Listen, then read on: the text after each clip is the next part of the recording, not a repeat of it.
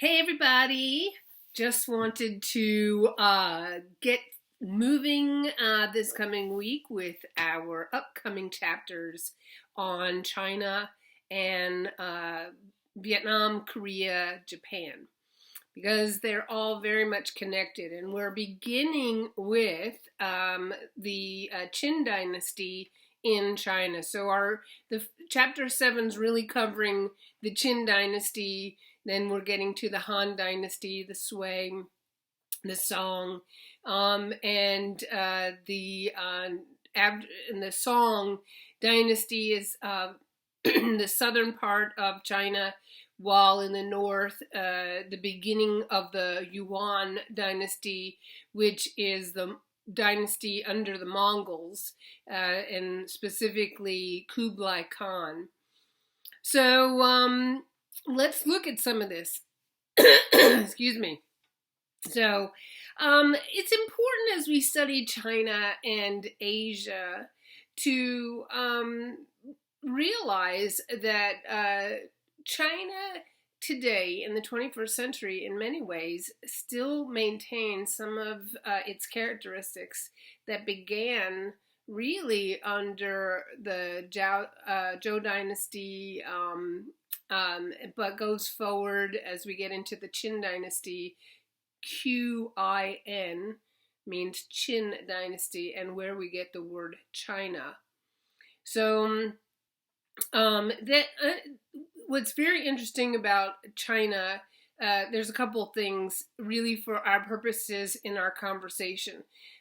Number one, it was centralized. The government was centralized. So with every conquest, with every unification of China comes the centralization of government.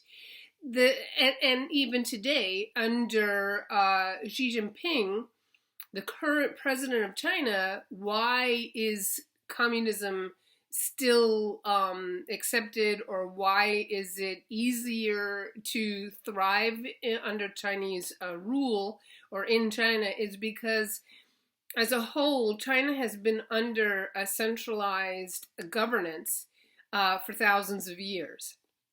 Does it make it right? Not necessarily, but as we can't come to this conversation with judgment, or this study, this examination of China with judgment, in that any kind of rule other than the type of rule we have as a like in the United States or in Western world, which are social democratic systems, a republic, these are supposedly better than centralized rule.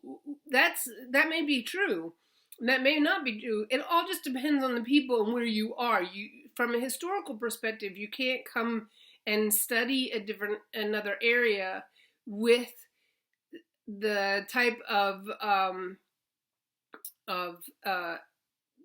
judgments that you've grown up with as you've looked at the world around you and determined what is the best kind of governmental system.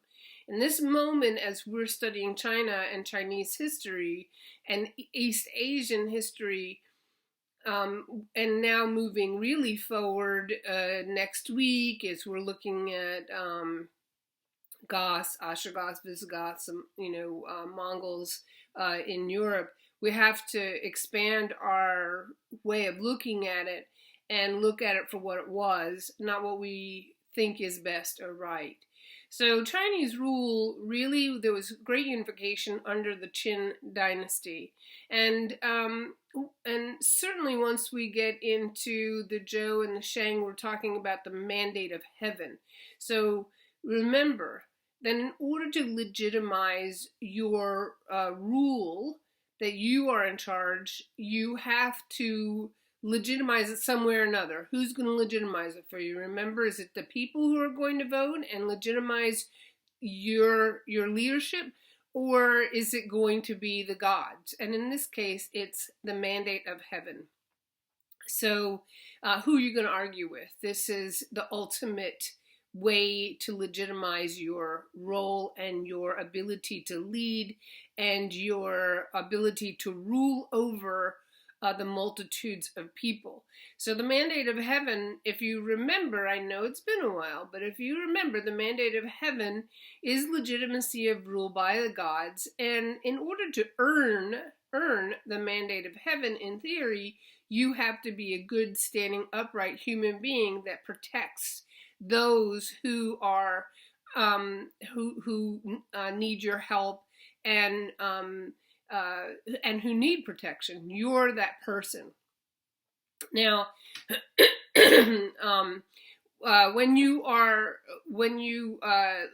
while you are in that leadership role and you are leading under the mandate of heaven, theoretically, you should be maintaining that moral, upstanding, ethical apex. You should be living the moral and ethical life that is really it being the best person. You're doing the right things for the right reasons. You are taking care of those who can't take care of themselves. You are looking out for the people that you are ruling over, and you're not doing things really for your own, that are in your own best interest. Now, that's a theory. Of course, there is theory, and then there is what is done. And how do you lose the mandate of heaven is that you lose the favor of the gods because you're not living that proper moral, upstanding life. You're not doing the things that are right and good for the reasons that you should be doing them for, which is for the best of everyone and not just for yourself. Now, the dynasties, they come and go. You gain the mandate of heaven, and then you lose the mandate of heaven. This is a ebb and flow of the dynastic cycle. Now, it is in Chinese history that there are peasant revolts. Some of the leaders, through the dynastic leaders, rise to power because of peasant revolt. Some of them through might and strength. Kublai Khan is one of those leaders. And what is also interesting is that I think you should take away from this is that Chinese, the characteristics of what it is to be Chinese absorbs the smaller or the cultures around it, other cultures that are around it, including Mongol culture, which was one of the big issues under Kublai Khan's rule, was that he was becoming more Chinese and less Mongol. And I remember, it's been a while again, but we talked a little bit about this in Egypt. Egyptian culture was so strong that even the Ptolemies, the Greeks, become more Egyptian over time once General Ptolemy takes over Egypt after Alexander the Great dies. So Chinese culture is the very same way. It has those. It is stronger. It's a stronger culture than the ones that surround it. Which also, once again, brings us back to this idea of centralization, commonalities, the strength of those characteristics altogether that create this, what it is to be Chinese. As we go through Chinese history, and we're really just touching on it here today, we're looking at the centrality of governance that unites and unifies the region. It unifies more and more and more over time. In order to govern that large region, you have to put people in place. Remember, that's part of the cycle of conquest. You have to put your own people in place. Well, one of the unique things that the Chinese government did was they created government civil positions.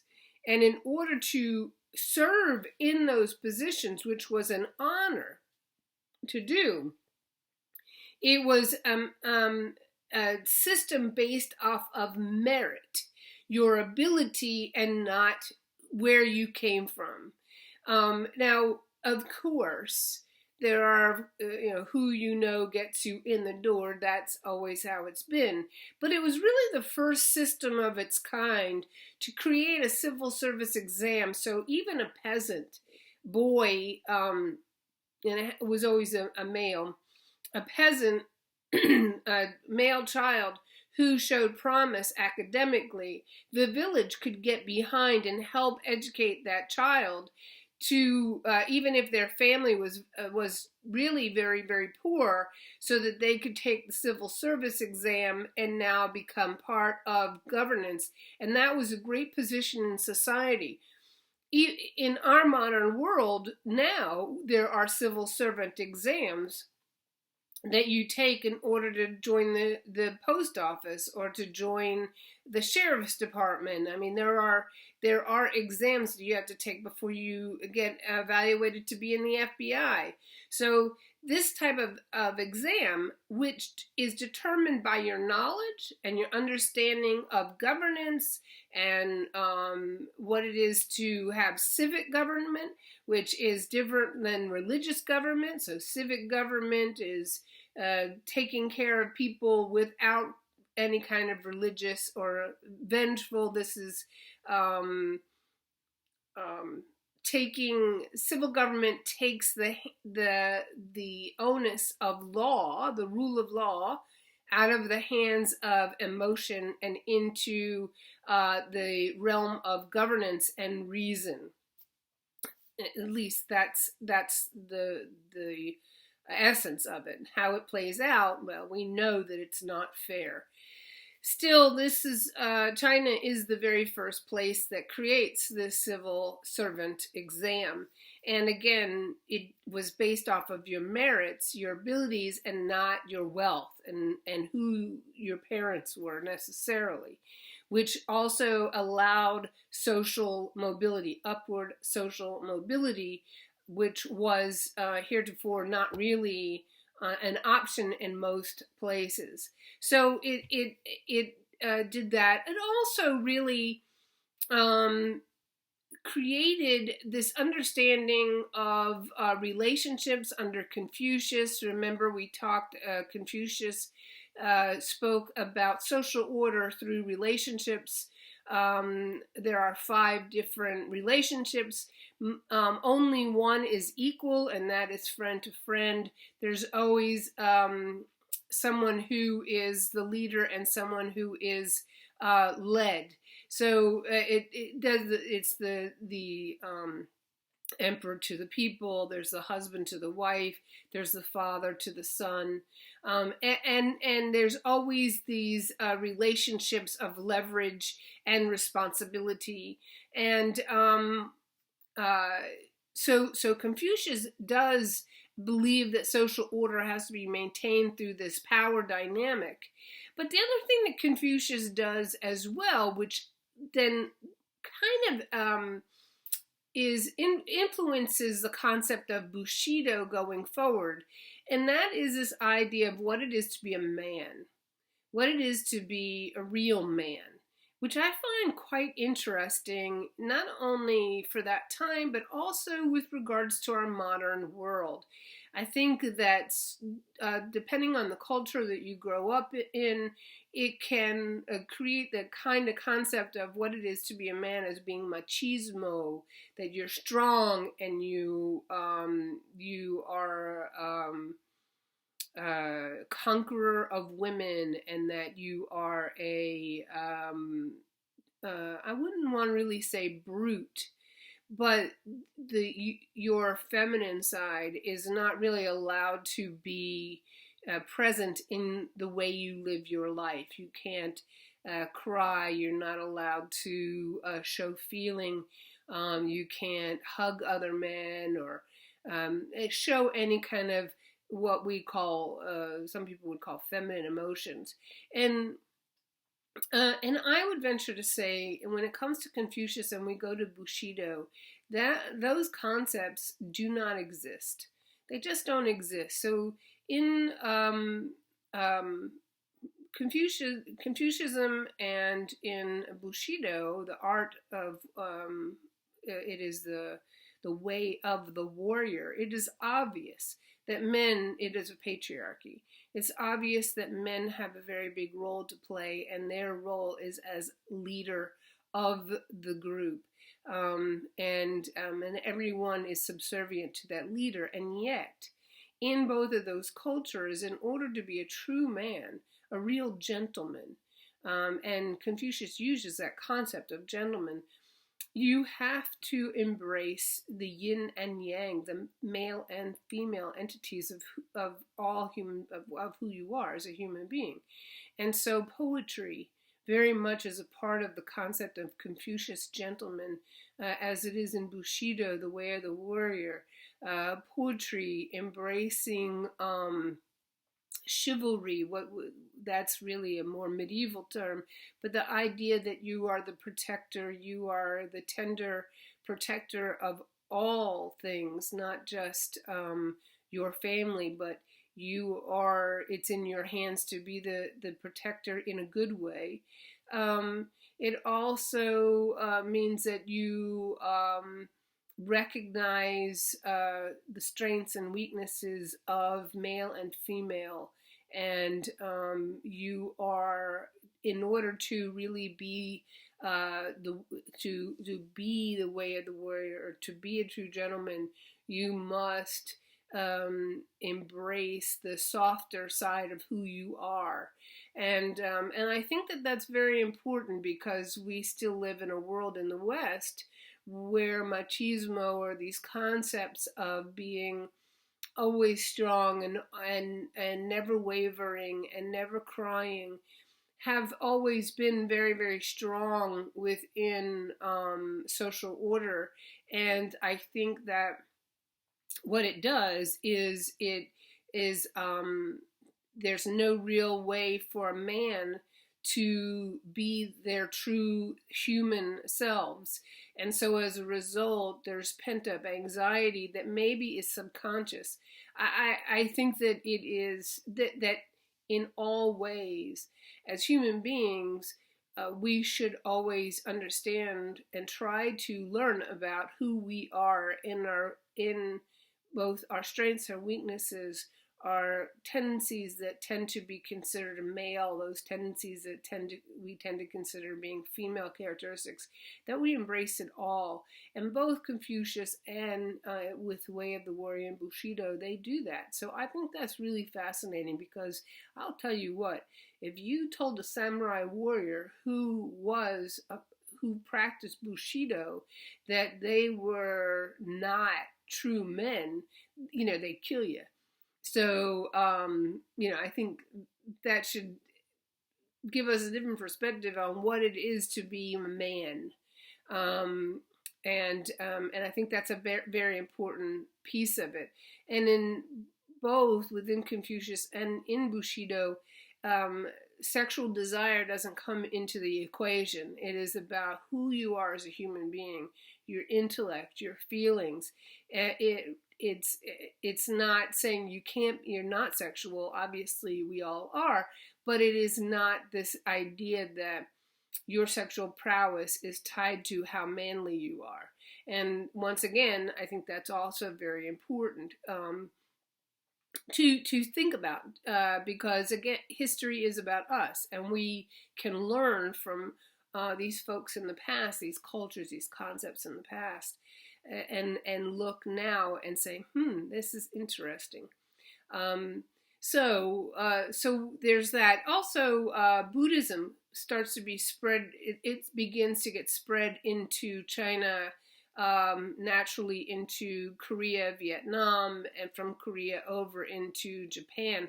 Japan, if you look at the map, is very, very close to Korea and to China, and it's really not a big leap as you see that the influences of China engulf the islands of Japan, and they really bring they're very, very strong influences. Even now, there are 3 different types of Chinese writings or um, well, there are many different types of Chinese writings, but in Japan, the Chinese characters are used in Japanese language. So it's even today in the 21st century, the connection is still very much real and tangible. As we go through, as you go through these chapters, I want you to try and think about how you can connect the what is happening, the growth and development from China, the spread of Chinese ideas and cultural characteristics into Vietnam, Korea, and into Japan, and especially I would say into Japan. Although we cannot ever not look at Korea and Vietnam, and even now in the 21st century, this moment in time, China, who is a neighbor of North Korea, is it has a very, very large role that it plays in keeping North Korea and the North Korean Communist government in check. So how does that bode for our relationship with China? Should we have a strong relationship with China? What would be the pros and cons of maintaining a good relationship with China? So even now, China greatly influences Korea. Now, it mostly influences Korea at this point when it comes to governance and the ability or inability for North Korea under communist rule under the Kim regime, keeping it in check, because it is a dictatorship and has been for quite some time, as compared to South Korea, which is one of the reasons why there was the Korean War to begin with, to stop the growth of communism. It didn't work, and we came to a truce. However, there's still a very large relationship between China and Korea because of the influences one to the other. So even in this modern world, the history of China becomes very much an important concept to consider when we are looking at modern issues. I want you to try to understand as best you can the role of the samurai, the feudalistic system of Japan. And then if you have access to The Last Samurai, I think that's an interesting movie. I don't know how historically accurate, spot on I would say that it is, but it's definitely does reflect the change that Japan goes through in the late 1800s as it tries to become part of the Western world. And that is an important part of history, certainly in the modern age. How many people, how many cultures want to become more like the Western world or become part of the Western world, joining the Western nations for commerce, especially. Still, I do want you to kind of look at that. You'll notice that you have one of your quizzes is on foot binding. I want you to think about foot binding. This is, what is the idea of beauty? Why does it get this way? It's really a very cruel practice. And how many other cruel practices are there that women have to go through in order to get sexual favors or look beautiful for men as they compete for males, which is just opposite of the animal kingdom, where males have to compete. They're the ones doing the competition. They're the ones who are trying to get females to be with them. But not so much with humans. And we go through such crazy things in order to look at what is beauty or our expectations of beauty. So check that, and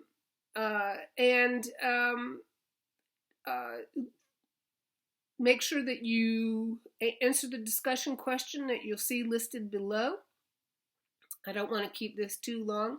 And finally, before I leave today, I want to wish you a happy holiday, and I hope the day's been going well. And I also want to, I'm reminding you, hoping that you will keep washing your hands, social distance, stay at home if you can, please, please.